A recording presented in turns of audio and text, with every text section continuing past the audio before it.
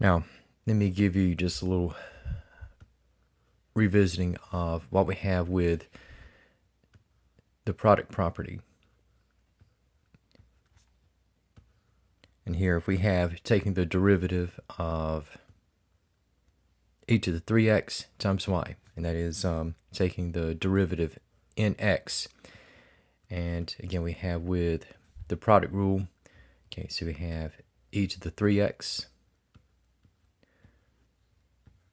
times the derivative in x of y. And then we have turning the tables. Now we're going to have y times the derivative in x of e to the 3x.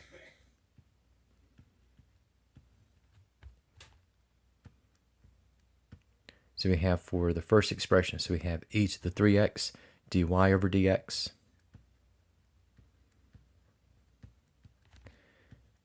And we have plus y. Now the derivative of e to the 3x, okay, that is going to be 3e to the 3x.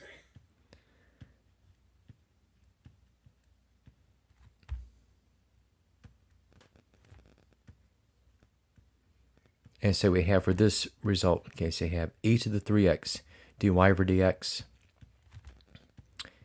And we have plus 3e to the 3x times y. Okay.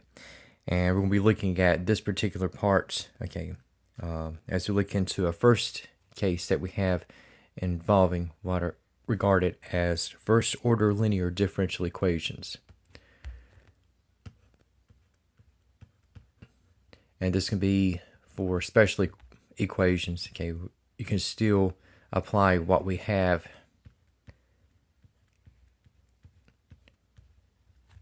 regardless of whether you can separate the variables or not, but the requirement is that the term ny must be of first order. So we have for first order linear differential equations.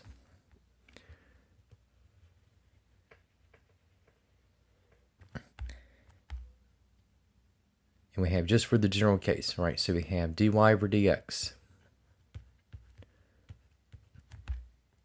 plus p of x times y is equal to q of x. And where the first order and linear will come in. Okay, so the derivative is a first order, and for the linear part, okay, since we're looking at solving in terms of y, okay, now the dependent variable must be of first degree.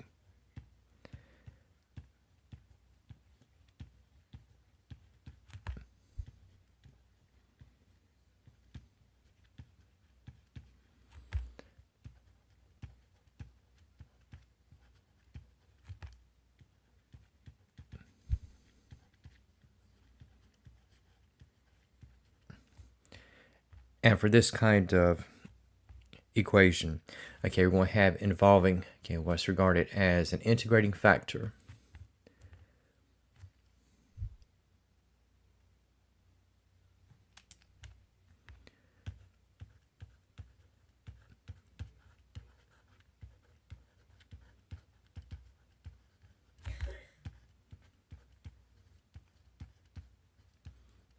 And for the integrating factor, okay, we have e to the integral of p of x dx.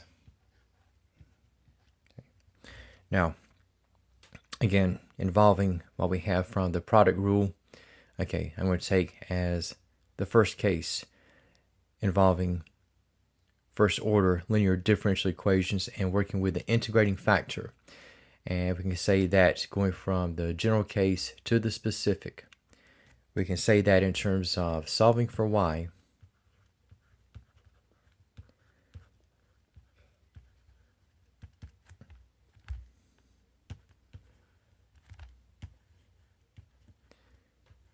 and so we have dy over dx plus 3y is equal to 4. And if you notice, we have dy over dx, and we have p of x, y represented by 3y, q of x is going to be represented by 4. So we have, in this particular regard, Okay, now we have for, again, just establishing.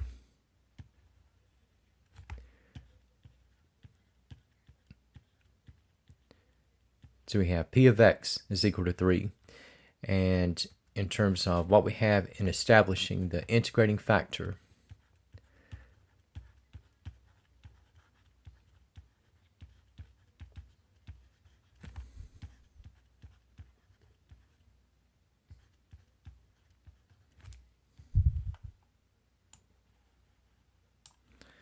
so once again we have e to the integral of p of x dx.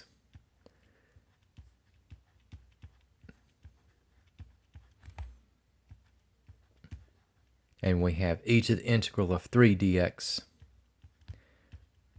And you do not need the constant in this particular case. Okay, just the main antiderivative. So the integrating factor is going to be at e to the 3x. Now, and what we're going to do now is that taking this equation,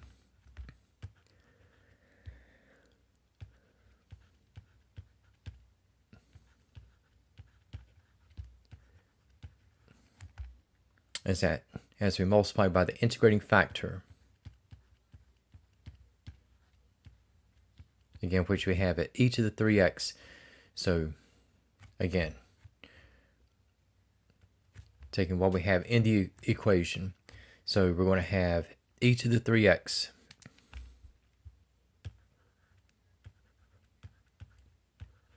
dy over dx, and we have plus 3 times e to the 3x times y is equal to 4 times e to the 3x. And what's going to happen here? Okay, if you notice, you have e to the 3x dy over dx plus 3e to the 3x times y. And if you notice, okay, from the first case, we have this set of terms, and this derived from taking the product rule expansion, taking the derivative nx of e to the 3x times y. So in the equation, if I go from expansion to compression, so we have for the left-hand side of the equation, again, this will be the product rule expansion of taking the derivative nx of e to the 3x times y, and we have, again, equal to 4 times e to the 3x. And then we have integrating over both sides. Okay. And the integral nx, the derivative nx of e to the 3x times y. This will just go back to the expression itself. So we have e to the 3x times y is equal to the integral of 4 times e to the 3x dx.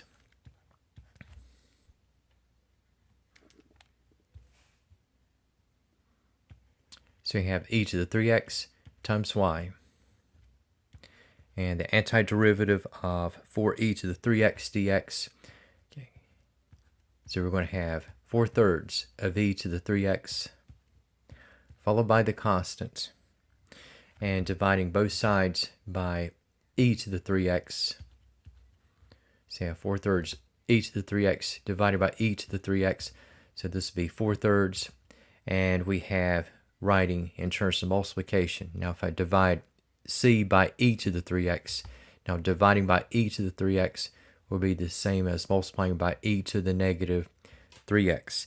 And so we have, for the general solution, we come out to y is equal to 4/3 plus c times e to the negative 3x. And this is one way upon which you can solve for this equation.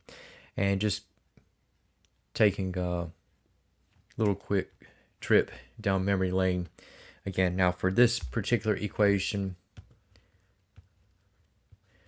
if you took the avenue of separating the variables,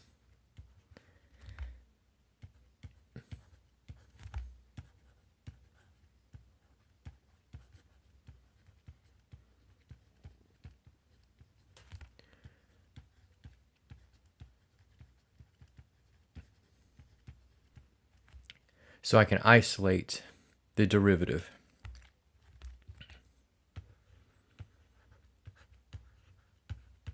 So we have dy over dx is equal to 4 minus 3y. And separating the differentials. And also we can divide by 4 minus 3y.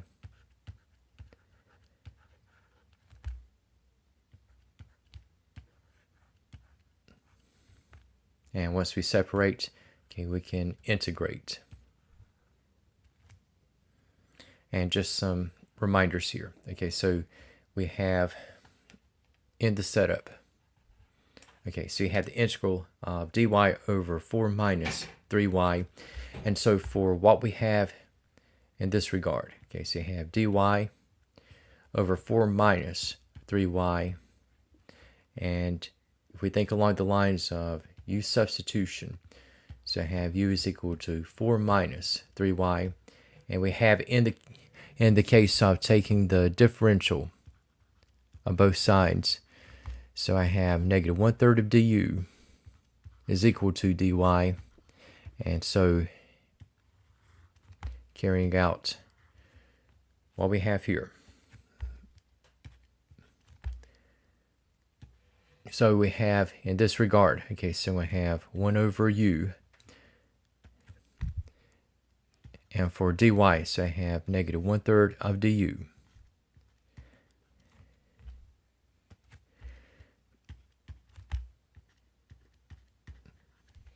So I have negative 1/3 of the integral. Okay, so I have du over u.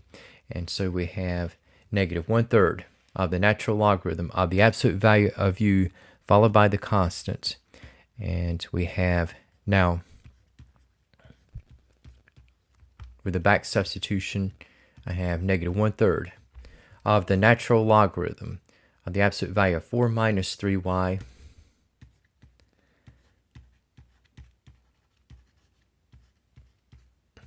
followed by the constant. Okay, so just taking back, okay, to what I have in the equation. So I have negative 1/3 natural logarithm the absolute value of 4 minus 3y. Okay, and we have is equal to x plus c. And so taking what we have now in this particular regard, so if I multiply by negative 3, multiplying by negative 3, so I'm going to say we have the natural logarithm of the absolute value of 4 minus 3y, and we say we have is equal to negative 3x, and negative 3 times c. Constant times a constant is still going to be a constant. And now, for both sides here, I can now eliminate the presence of the natural logarithm. So I can take e to both sides.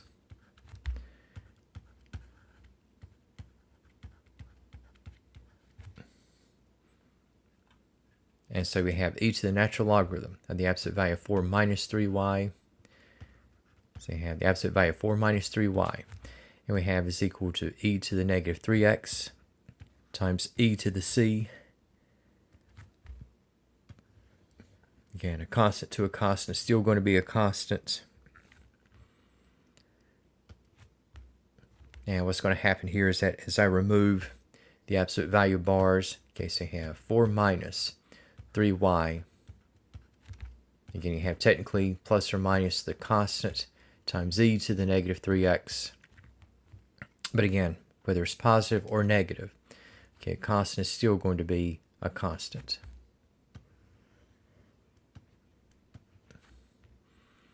And in terms of isolating the y term, so I have negative 3y is equal to c times e to negative 3x minus 4. And we have with division. And I'm just going to mention, okay, so you have c times e to the negative 3x minus 4 over negative 3. And we have for the follow through. Now we have a constant divided by a constant. It's still going to be a constant. So I can leave this as c times e to the negative 3x. And then we have minus 4 over minus 3. That's going to be at 4/3.